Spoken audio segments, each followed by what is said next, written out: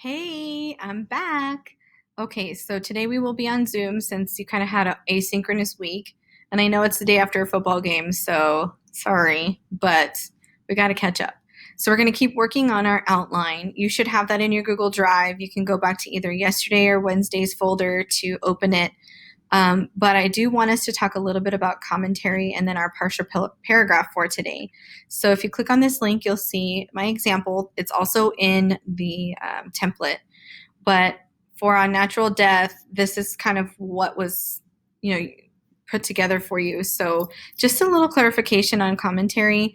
It's how the evidence or strategy connects or proves the claim, right? Those connections are the foundation for the essay. It kind of constructs your line of reasoning, right? That is the true meaning behind rhetorical analysis, is looking at these connections within claim and strategies and evidence together. But they're your thoughts and your reasoning and your opinions, right? Your educated opinions and how you're putting your connections together.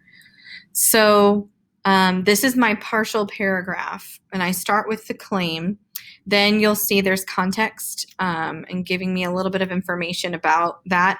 This quote is there, but you'll notice it is embedded. It is part of that context. And so I caution you to just throw quotes in there with no context whatsoever. There should be, smaller chunks used, and you can use multiple pieces in a sample essay. It can come at the beginning, it can come at the end, but there should never be a quote by itself ever in a body paragraph.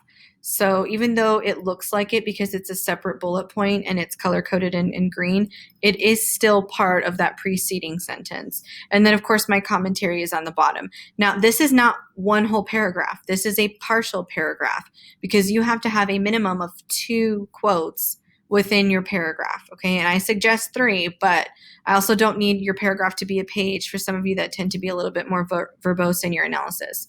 So my first part, okay, for this claim would be Thomas asserts that death is a natural process that need not be feared. Early in his essay, he shares his observation that many self-help books have been written on the subject of death, noting that some of them are so packed with detailed information and step-by-step instructions for performing the function that you'd think that this was a new sort of skill which all of us are now required to learn. He sarcastically indicates that the universal occurrence of death has been turned into a, quote, new skill that must be learned. Clearly, Thomas believes that dying does not require instructions, but rather that it is a natural process that all creatures are equipped to experience. And that takes me into the context for my next quote, because I need to prove this idea of a natural process, right? Because all this goes back to proving my claim, this idea of natural process that does not need to be feared. So again, this is just partial. I want to be able to see in your attendance question for today what I've given you, your claim, your context, your quote, your commentary, or your explanation. Okay, that's all I would like to see for today's assignment. Now, if you've kept up with all of your attendance questions this week, you should have a good 60% of this outline complete. So maybe I would even argue 70. So if you've done nothing else except for what I've taken you through over the last 3 days, you'll at least pass this outline assignment. However, next Tuesday you are completing a timed writing, and it is the expectation that you use this outline to help you craft that because you'll only have about 45 minutes.